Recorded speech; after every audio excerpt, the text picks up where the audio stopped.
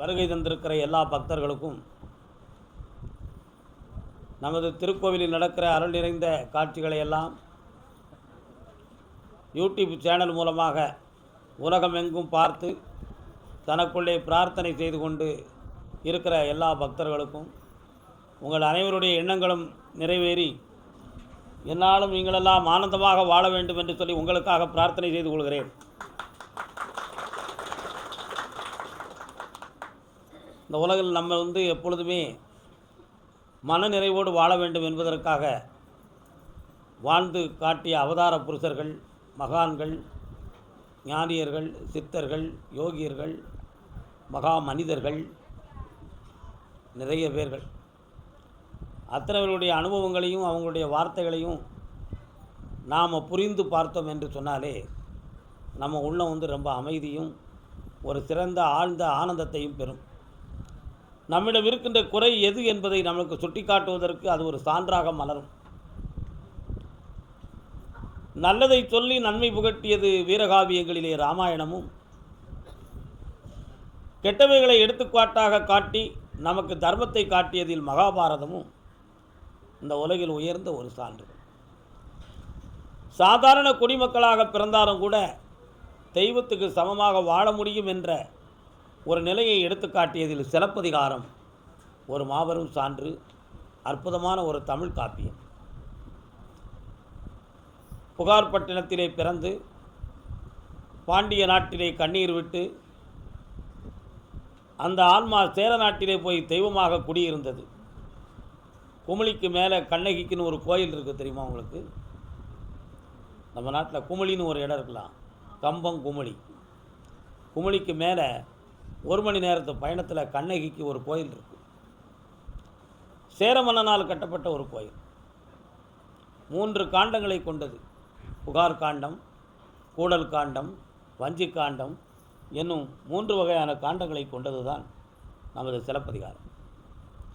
புகார்பட்டினத்தை பற்றி இளங்கோவடிகள் அவர்கள் எழுதுகிற பொழுது, தனக்கு தேவையென்று வேறு இடத்துக்கு புகார் இந்த மக்கள் புகமாட்டார்கள், எல்லா வசதி வாய்ப்பும் அங்கேயே இருக்கும் என்று ஒரு சிறப்பான வாசகத்தை வைத்துத்தான் அதை புகார் என்று பெயர் வைத்தார்.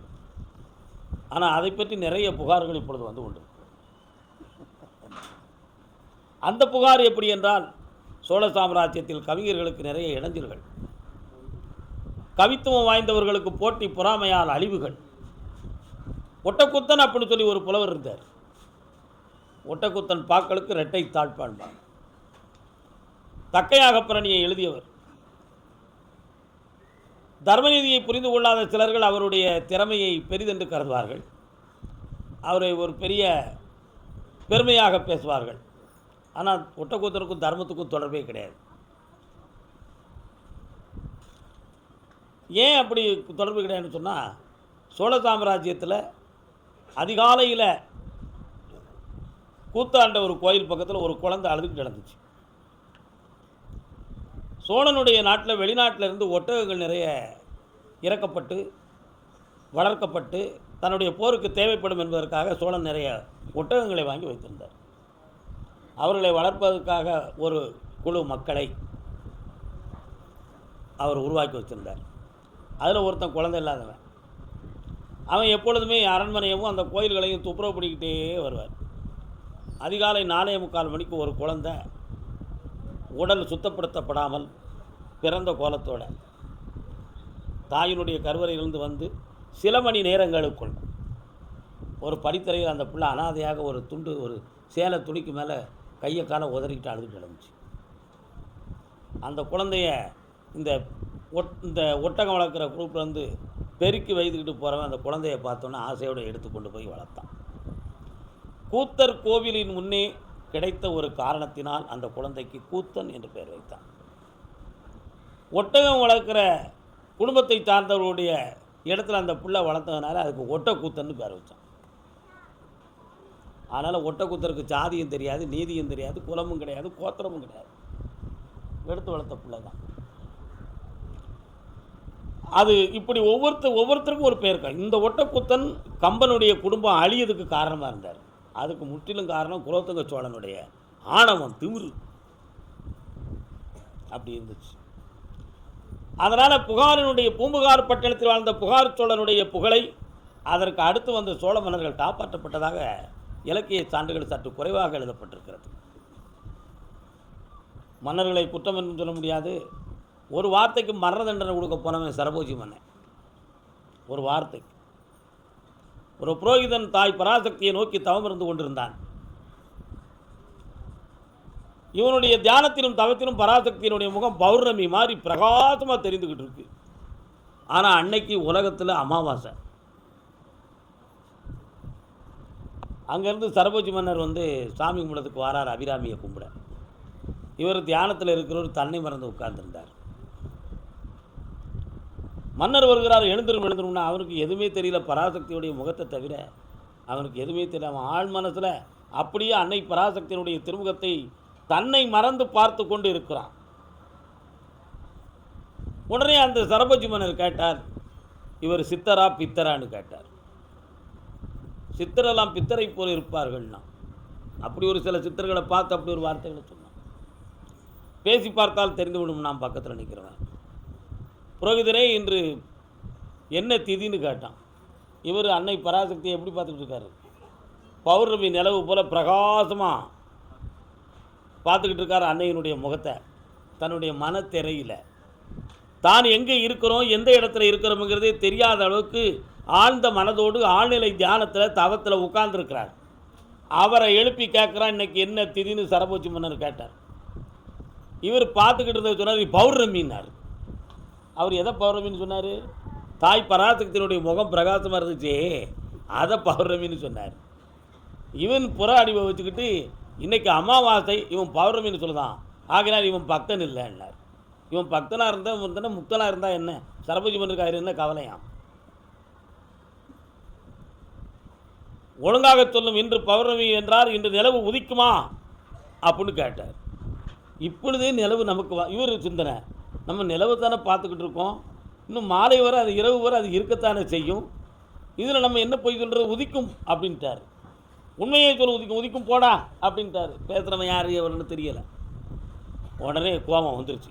போடான்னு சொன்னதுக்கு இவனை தியானம் கலைந்தவுடன் எடுத்து வாருங்கள், இன்று மாலைக்குள் நிலவு உதிக்கவில்லை என்றால் இவனை அக்கினியில் இறக்கி மரண தண்டனை கொடுக்கணும்னாரு. மரண தண்டனை கொடுக்கக்கூடிய அளவுக்கு குற்றமாக செஞ்சுருந்தார். அவர் குற்றம் செய்யலை. போடான்னு சொன்ன ஒரு வார்த்தைக்கு மரண தண்டனை அப்படின்லாம் சர்வாதிகாரத்தையும் ஆணவத்தையும் கையில் வைத்துக்கிட்டு ஆடியவர்கள் மன்னர்கள். அதுலேயும் சோழ மன்னர்கள் நிறைய இருந்தாங்க. ஒரு வார்த்தைக்கு மரண தண்டனை சொன்னால் அர்த்தம் என்ன? அதனால்தான் மக்கள் ஆட்சியில் மன்னிக்கும் குணம் வேண்டும் என்பதற்காக மன்னராட்சி வேண்டாம், மக்களாட்சி வேண்டும் என்று நாம் இன்றைக்கி ஜனநாயக நாட்டில் இன்றைக்கி உட்கார்ந்துருக்கோம். எல்லோரும் இந்நாட்டு மன்னர் என்று சொன்னான் பாரதி. ஆனால் அப்படி வாழுதமோ வாழலையோ, ஒரு நாள் மட்டும் நம்ம எல்லாரும் மன்னர்கள் தான். இன்னைக்கு தேர்தல் அன்னைக்கு மட்டும் தேர்ந்தெடுக்கிறது நம்ம தானே. அந்த ஒரு நாள் ஒரு மணி நேரம் நாம் தான் அரசன். யாருக்கு ஓட்டு போட போகிறோம், யாருக்கு என்ன செய்ய போகிறோம். அதனால தான் எல்லோரும் நாட்டு மன்னர். அதுக்கு அடுத்த வார்த்தை நமக்கு தேவையில்லை. அன்று ஒரு நாளாவது ஒரு மணி நேரமாவது நம்ம மன்னராக இருந்துட்டோம். என்ன மனது மாறுறது மாறாது அவர் இஷ்டம், அதுக்கு நமக்கு என்ன இருக்குது? அது நம்ம சப்ஜெக்ட் கிடையாது. ஆனால் அன்னைக்கு மட்டும் மனிதனுடைய முழு உரிமை காக்கப்படுகிறது, அந்த முழு உரிமை சாட்டப்படுகிறது.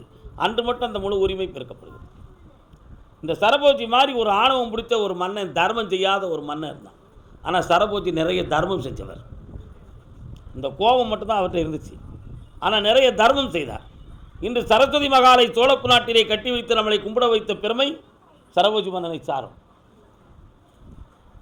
ஒரு காலத்தில் இந்திய நாட்டில் இருந்த தனி பொக்கிசமாகிய ஏட்டு சுவடிகளையும் ஞான சுவடிகளையும் வைத்திய சுவடிகளையும் பிரிட்டிஷ்காரர்கள் கவர்ந்து செல்லுகின்ற நேரத்தில் தட்டி நிறுத்தி ஆற்றங்கரை காவிரி பூம்பட்டினத்தின் ஆற்றங்கரையினிலே அந்த பிரிட்டிஷ்காரர்களை நிறுத்தி தன் இந்திய நாட்டின் பொக்கிசங்களையெல்லாம் ஏட்டுகளையெல்லாம் எடுத்து கொண்டு வந்து காத்து இன்று சரஸ்வதியினுடைய ஞானம் என்று அந்த மகாலை உருவாக்கிய பெருமை சரபோஜி மன்னனை சாரும். மாட்சியும் உண்டு, வீழ்ச்சியும் உண்டு. மாட்சியை எடுப்போம், வீழ்ச்சியை தடுப்போம். அது மனிதனுடைய இயல்பு. அதனால் சரபோஜி மன்னருக்கு அப்படி ஒரு பெருமை உலகில் உண்டு. அவர் இல்லைன்னா நம்முடைய ஏட்டுச்சுவடிகள் இன்றைக்கி கிடைத்திருக்கிறாரு. அந்த ஏற்றில் உள்ள தத்துவங்கள் கருத்துக்கள் எல்லாம் நமக்கு வந்து கிடைத்திருக்காது. அதை வச்சு தான் நமக்கு இன்றைக்கி ராமாயணம் அது எதுன்னு நம்ம பாடுறோமே, இது எல்லாமே நமக்கு கிடைத்தது அங்கேருந்து கிடைத்தது தான். அதனால் அவர் காப்பாற்றப்படவில்லைன்னா அதெல்லாம் என்றைக்கோ ஆத்திரையோ அல்லது ஏரோப்ளேன் மூலமாகவோ கப்பல் மூலமாகவோ நம்மளை விட்டு என்றைக்கோ அடித்து செல்லப்பட்டிருக்கும். அதை காத்த ஒரு பெருமை சரபோஜி மன்னனை சாரும். அதனால் தர்மமும் அவர்கிட்ட இருந்துச்சு, இந்த மாதிரி கோபமும் இருந்துச்சு. கோபம் உயிரை கொள்ளக்கூடிய அளவுக்கு இருந்தால் அது யாராலும் ஏற்றுக்கொள்ள முடியாது என்பது உண்மையாகும். குற்றம் செய்தவனை திருத்துவதற்கு மனிதனுக்கு உரிமை, அழிப்பதற்கு யாருக்கும் உரிமை கிடையாது. அது சட்டத்தின்பால் சென்று பேசுறதுக்கு நமக்கு உரிமை கிடையாது. இது மனிதனுடைய ஒரு தத்துவம் தான். எதற்கு என்ன தண்டனை என்பதை வந்து லோகாயவாதத்தில் சட்டத்தின் பூர்வமாக நிர்ணயிக்கப்பட்டதை யாராலும் மறுத்து பேசவும் முடியாது, மறுக்கவும் கூடாது. அப்படி ஒரு நிலை இல்லை என்றால் மனித உலகம் திருந்தவும் செய்யாது. ராவணனை போல் குணம் கொண்ட மனிதர்கள் இந்த பூலோகத்தில் எண்ணில்லாதவர்கள் இருக்கான். துரியோதனனை போல குணம் கொண்டவர்களும் நடத்தை கெட்டவர்களும் இந்த பூலோகத்தில் லட்ச லட்சமான பேர்கள் இருக்கான். ஆனால் தர்மனை போல உள்ளவனும் பாண்டவரை போல உள்ளவனும் எண்ணி பார்த்தால் குறைவு தான். அவைகளெல்லாம் வழிகாட்டிய ஒரு பெரிய மகானாக இருந்த ஸ்ரீகிருஷ்ணர் தான் நம்மளுக்கு இந்த உலகத்துக்கு நீதியை எடுத்து சொன்னதில் ஒரு பெரிய மகான். அதனால் கிருஷ்ணாவதாரம் வந்து போற்றப்படுகிறது. கிருஷ்ணாவதாரம் மட்டும் உலகத்தில் போற்றப்படுகிறது.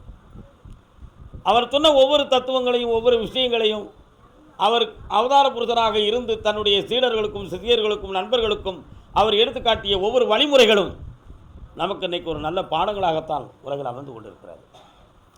ஒரு மன்னனா ஒரு பெரிய ஆணவம் பிடிச்சவன், யார் என்ன கேட்டாலும் இதோ தருகிறேன் அப்படின்னு சொல்லுவான், ஆனால் கொடுக்க மாட்டான். தர்மமற்ற குணம் உடையவன். எல்லோரும் அவனை இகழ்ந்தார்கள்.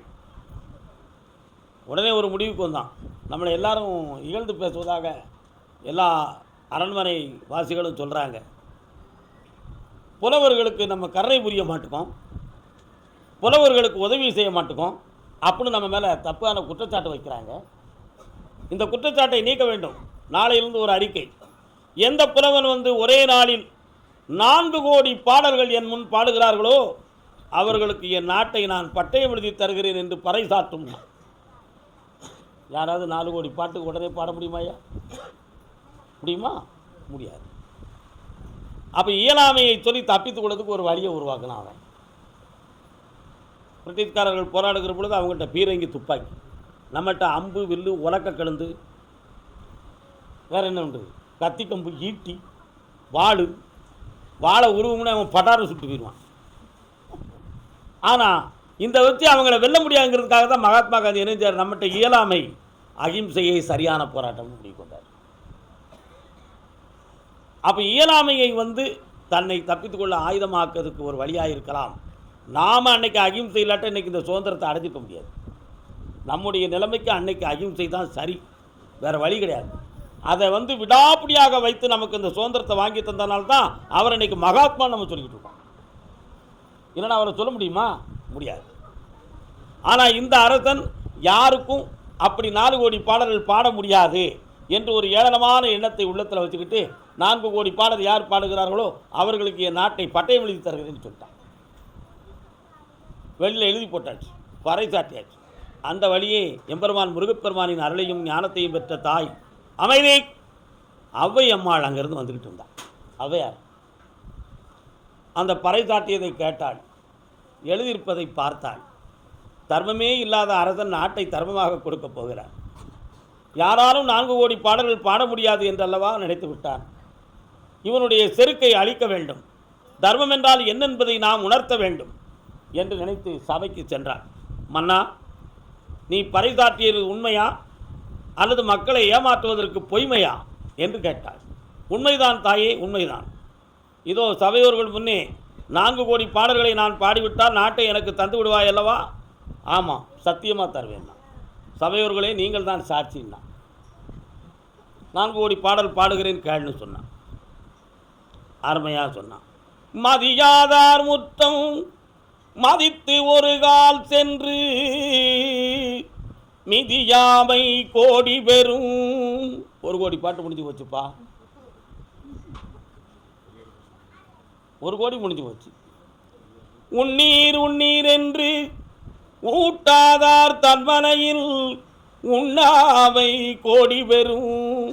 சாப்பிடுன்னு சொல்லாதவன் வீட்டில் சாப்பிடாமல் இருக்கானே, அவன் இருக்கிற மனத்தன்மை 1 கோடி புகழை தரும்னு கேட்டான். அப்புறம் 2 கோடி முடிஞ்சு போச்சு. கோடி கொடுத்தும் குடி பிறந்தார் தம்மோடு கூடி வாழ்தல் கோடி பெறும். 3 கோடி ஆகிடும். கோடி பணம் கொடுத்தனாலும் சரி, நல்ல ஒழுக்கம் உள்ளவனோடு சேர்ந்து ஒழுகுதல், வாழுதல், நன்னடத்தையை புரிதல் கோடி பெருமை பெறும். 4 கோடி 3 கோடி முடிஞ்சு போச்சு. கோடானு கோடி கொடுப்பினும் தன்னாக்கு கோடாமை கோடி பெறும். அடுத்த வார்த்தை ரொம்ப அர்த்தமாக சொன்ன, அவனையும் அடிக்கிறது மாதிரி. எத்தனை கோடி செல்வம் கொடுத்தாலும் சொன்ன வாக்கு தவறக்கூடாது, நாக்கு கோடாயிடக்கூடாது, நாக்கு கோணிடக்கூடாதா. அருமையாக கொடுத்தா. நாக்கு கோடாமை கோடி பெறும்.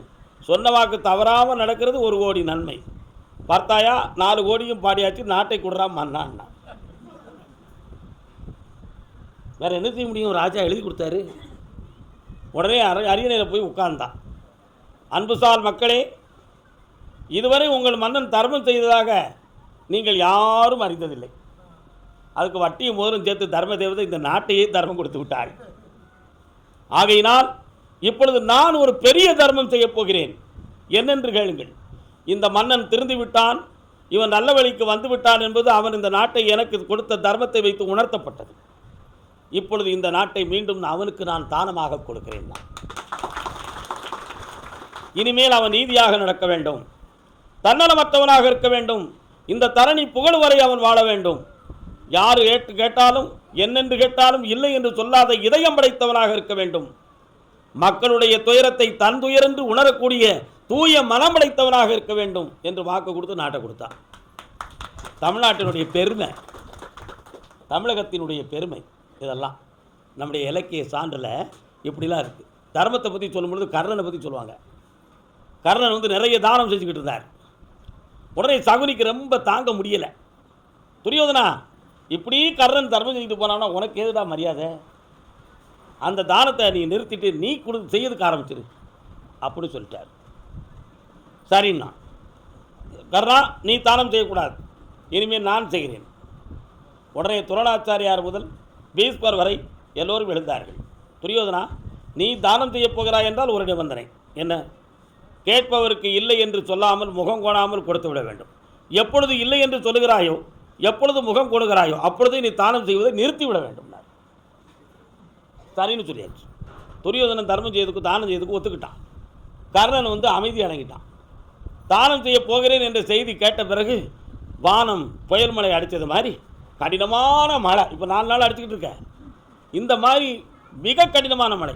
அந்த நேரத்தில் ஒரு ஏழை புரோகிதன், என்னுடைய பொம்பளை பிள்ளைக்கு கல்யாணம் வச்சுருக்கிறேன், மழையில் சமையல் பண்ணதுக்கு விறகுகளே கிடைக்கல. துரியோதன மன்னரே, உங்கள் தலைமையில் உங்கள் நாட்டில் நடக்கிற இந்த கல்யாணத்துக்கு எனக்கு விறகு தந்து உதவணும், இந்த கல்யாணத்தை நான் சிறப்பாக நடக்கணும், இந்த ஒரு உதவி எனக்கு செய்வீர்களா அப்படின்னு கேட்டான். யார்? அந்த ஏழை புரோகிதன் துரியோதனங்கிட்ட கேட்டான். அரசன் துரியோதனன் பெரிய அறிவாளியாச்சே, மழை வெறித்த பின்பு கல்யாணத்தை நடத்தும், அது சரியாக இருக்கும்னா. இவன் என்ன கேட்க வந்தான்? விறகு கேட்க. விறகு கேட்க வந்தால் விடை இதுவா?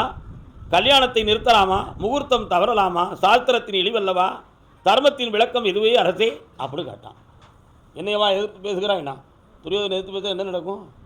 தூக்கி தூர எரிஞ்சிட மாட்டானா? உடனே புரோகிதர் கண்ணீர் விட்டு போனார். பெரியோர்கள்லாம் வந்தாங்க. துரோணாச்சாரியார், பீஷ்மாச்சாரியார், கிருபாச்சாரியார். துரியோதனா, தர்மம் நீ செய்வதற்கு இலக்கணமற்றவன். தானத்தை எல்லோரும் செய்துவிட முடியாதப்பா, தர்மத்தை எல்லோரும் செய்துவிட முடியாதப்பா. உயர்ந்த எண்ணமும் தெளிந்த அறிவும் மனசாட்சி மிகுந்த பரந்த மனப்பான்மையும் தயாள குணமும் தயவும் இருப்பவன் மட்டும்தான் இந்த உலகத்தில் தர்மம் செய்ய முடியும். அப்படி என்றால் கொடுத்த பிறகு உள்ளத்துக்குள் நொந்து கொண்டு இருப்பான்.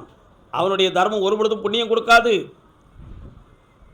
ஏசி இடலின் இடாமையே நன்று, எதில் பேசும் மனையாளின் பேய் நன்று. கொடுக்கறதுக்கு முன்னால் பேசுவதும் கொடுத்த பின்பு நொந்து கொள்வதும் தர்மம் செஞ்சதுக்கே அர்த்தமில்லாத செயல்டா. ஆகையினால் துரியோதனா, தானத்தையும் தர்மத்தையும் நிறுத்தி விடுனா. உடனே அது உடனடியாகவே கர்ணனுக்கு மாற்றப்பட்டது. கர்ணா, வழக்கம் போல் நீ செய்வாயாக. அதே புரோகிதர் கர்ணன்கிட்ட போனார். பரம்பொருளே, தானத்தின் குடை வெள்ளலே, தாங்களே தானம் செய்ய பிறந்தோம் என்பதை ஞானத்தின் மூலமாக அறிந்தேன். விடிந்தால் என் மகளுக்கு திருமணம், விடாத மழை அடாது பொழிது கொண்டு இருக்கிறது, வேண்டும் எனக்கு விறகு தருவீரா அப்படின்னு கேட்டான். உடனே உட்காருங்கள் புரோகிதரேனார், உட்கார சொன்னார். பணியாட்களை சேவகர்களை இங்கே வாருங்கள்னார். நமது பழைய அரண்மனையில் இருக்கக்கூடிய தூண்களை எல்லாம் வெட்டி விறகாக விற்க கொடுங்கள், தவறாமல் மூர்த்தம் நடக்கட்டும்னு சொல்லிட்டான். தூண்கள்லாம் வெட்டதுக்கு புறப்பட்டாங்க. மழை நின்றுச்சு, வெயில் அடிக்க ஆரம்பிச்சிருங்க. இருந்த விறகெல்லாம் காஞ்சிரும், வீணாக அரண்மனையை அழிக்க வேண்டாம் ஐயனே, உன் தயாள குணத்துக்கும் தர்மத்துக்கும் வானகமே இறங்கி விட்டது, பூமியெல்லாம் தெளித்து முடிந்து விட்டது, இனி நடக்கும் இந்த கல்யாணம் புன்னகையோடு உன் புகழ் இந்த உலகம் உள்ளவைக்கு ஒய்க்கும் என்று சொல்லி வாழ்த்தினான். அதுதான் தானத்தின் பெருமை, அதுதான் தானத்தின் பெருமை. அப்போ இன்னார் தான் தானம் செய்யணும், இவன் தான் தர்மம் செய்யணும், பகவான் தர்மமாக அவன் தலையில் எழுதி வந்தால் தான் அது நடக்குங்கிறது உணர்த்தப்பட்ட உண்மை. ஆசைப்பட்டு செஞ்சு நடக்குமாயா? நடக்காது. அதுக்கு மனசு வேணும். ஆண்டவனை அடைவதற்கும் மனசு வேணும், தர்மம் செய்ய மனசு வேணும், பிறரை ஏற்றுக்கொள்ள மனசு வேணும், பரந்த மனமாண்மையோடு ஆனந்தமாக அரவணைத்து கொள்ள மனசு வேணும். எல்லாத்துக்கும் காரணம் எது? இந்த மனசு தான். அப்போ இந்த மனசுக்குள்ளே எதையெல்லாம் கொண்டு வந்துடலாம்? கண்ணாடி மாதிரி மனசும்மா. என்ன கண்ணாடி மாதிரி? களங்கம் இல்லாத? அப்படி இல்லை. சின்ன கண்ணாடிக்குள்ளே மலையவே பார்த்துடலாம். சரி, இந்த சின்ன கண்ணாடி மலையவே உள்ளுக்கு காட்டும். காட்டுமா காட்டாதா? அதை போல உன் மனம் தூய்மையாக இருந்தால் உலகத்தையே கட்டி அணைக்கிற எம்பெருமானையே உள்ளே வச்சு கொண்டு வந்துடலான்டா. அதனால் உன் மனத்து கண்ணாடி மாதிரி உன் மனத்தை தூய்மையாக வச்சிரு, ஆண்டவனே உன் மனத்துக்கு வந்து குடியிருப்பான். அதுதான் நம்ம கோயிலுடைய தத்துவம். மாசில்லாத மனமே ஈசன் கோயில் என்னும் தத்துவம். நம்ம எல்லாருடைய மனதையும் பக்குவப்படுத்துவோம், புண்ணியம் செய்வோம், தர்மம் செய்வோம், தானம் செய்வோம், எதையும் ஏற்றுக்கொள்கின்ற இதய மனப்பான்மையை ஏற்போம், இனியதை ஏற்போம், இன்னாததை மன்னிப்போம், என்னாலும் உண்மையாக இருப்போம், வாழ்வோம் என்று சொல்லி வாழ்த்துகிறேன். வாழ்த்து.